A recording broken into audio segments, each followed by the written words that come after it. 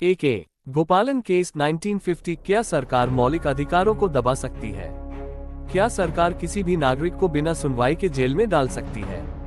क्या संविधान का अनुच्छेद 21 व्यक्तिगत स्वतंत्रता पर्सनल लिबर्टी को पूरी सुरक्षा देता है? ये सवाल आज भी अहम है, लेकिन 1950 में भारत के सुप्रीम कोर्ट ने इस पर ऐतिहासिक फैसला सुनाया था। आज हम बात करेंगे भारत के सबसे महत्वपूर्ण मामलों में से एक के गोपालन बनाम मद्रास राज्य 1950, जिसने मौलिक अधिकारों फंडामेंटल राइट्स की व्याख्या को हमेशा के लिए बदल दिया। AK गोपालन कौन थे? अयप्पन केशवन गोपालन। AK गोपालन एक कम्युनिस्ट लीडर थे जो स्वतंत्रता संग्राम में भी सक्रिय थे। 1947 से वे बिना मुकदमे के जेल में थे। सरकार ने उन्हें प्रिवेंटिव डिटेंशन एक्ट 1950 के तहत हिरासत में लिया था। मामला सुप्रीम कोर्ट कैसे पहुंचा?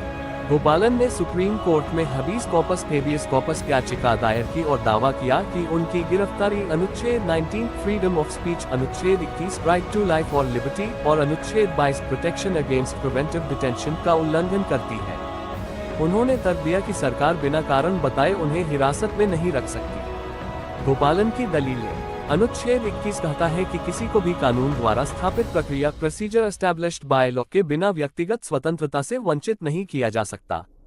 अनुच्छेद 19 के तहत उन्हें अभिव्यक्ति की स्वतंत्रता और स्वतंत्र आवाजाही का अधिकार है, जिसे रोका जा रहा है। अनुच्छेद 22 कहता है कि हिरासत में लिए गए व्यक्ति को उचित प्रक्रिया का अधिकार होना चाहिए, जो उनके मामले में नहीं हुआ। सरकार की दलीलें। सरकार ने कहा कि प्रिवेंटिव डिटेंशन एक्ट 1950 एक वैध कानून है और अनुच्छेद 21 का उल्लंघन नहीं करता। अनुच्छेद 22 प्रिवेंटिव डिटेंशन खुद ही सरकार को विशेष परिस्थितियों में किसी को हिरासत में लेने की शक्ति देता है। कोर्ट को सिर्फ ये देखना चाहिए कि क्या नजरबंदी किसी कानून के तहत हुई है या नहीं, न कि ये देखना चाहिए कि वह कानून न्यायसंगत है या नहीं। 6 जजों की बेंच ने बहुमत मेजॉरिटी जजमेंट से क्या कहा? सुप्रीम कोर्ट ने गोपालन की याचिका खारिज कर दी। कोर्ट ने कहा कि अनुच्छेद 21 केवल कानून द्वारा स्थापित प्रक्रिया प्रोसीजर एस्टैब्लिश्ड बाय लॉ को देखता है, न कि न्यायसंगत प्रक्रिया ड्यू प्रोसेस ऑफ लॉ को। अगर किसी कानून के तहत सरकार किसी व्यक्ति को हिरासत में ले रही है, तो वह संविधान के अनुरूप माना जाएगा, भले ही वह कानून कितना भी कठोर क्यों न हो। अनुच्छेद 19 और अनुच्छेद 21 अलग अलग अधिकार हैं और एक दूसरे से जुड़े नहीं हैं। न्यायमूर्ति फजल अली का ऐतिहासिक असहमति डिसेंटिंग ओपिनियन। जस्टिस फजल अली ने बहुमत से अलग राय दी। उन्होंने कहा कि अनुच्छेद 19 और 21 को अलग अलग नहीं देखा जा सकता।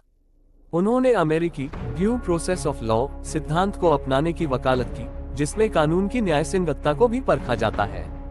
उनकी यह राय बाद में 1978 में Maneka Gandhi v Union of India case में सुप्रीम कोर्ट द्वारा अपनाई गई। AK गोपालन केस ने भारत में प्रोसीजर एस्टैब्लिश्ड बाय लॉ सिद्धांत को मजबूत किया, लेकिन 1978 में मेनका गांधी केस ने इस फैसले को पलट दिया और कहा कि कानून सिर्फ स्थापित प्रक्रिया तक सीमित नहीं होगा, बल्कि वह न्यायसंगत, फेयर और जस्ट भी होना चाहिए।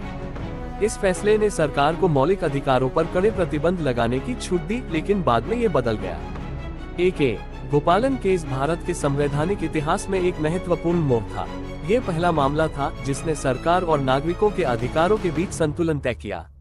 हालांकि यह फैसला बाद में बदल गया, लेकिन इस केस ने मौलिक अधिकारों की व्याख्या को दिशा दी। अगर आपको यह वीडियो पसंद आया तो इसे लाइक और शेयर करें, और ऐसी ही महत्वपूर्ण संवैधानिक चर्चाओं के लिए हमारे चैनल लीगल टॉक ओनली को सब्सक्राइब करें।